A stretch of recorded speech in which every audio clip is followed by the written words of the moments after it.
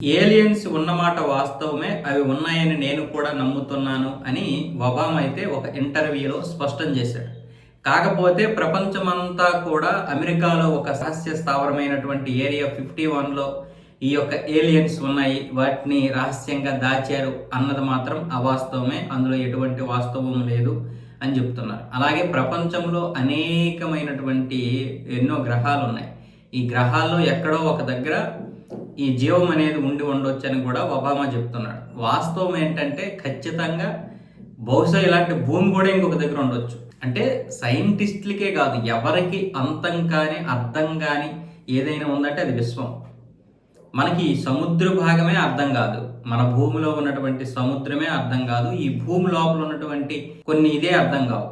అలాంటిది ఈ విశ్వంలో ఎన్నో వేల లక్షల గ్రహాలు, నక్షత్రాలే ఎన్ని ఉంటాయో చెప్పమంటే మన సైంటిస్టులు ఏం చెప్తున్నారంటే, మన భూగ్రహం మీద ఉన్న సైంటిస్టులు మొత్తం ఈ భూమి మీద ఎన్ని ఇసుక రేణువులు ఉన్నాయో, అది సముద్రం కావచ్చు, ఎడారి కావచ్చు, ఏదైనా కావచ్చు, నదులు కావచ్చు, మొత్తం ఈ ఇసుక రేణువులకి 10 రెట్లు కలిపితే ఎన్ని ఇసుక రేణువులు అవుతాయో అంతకంటే ఎక్కువే నక్షత్రాలు ఉన్నాయని చెప్తున్నారు వాళ్ళు.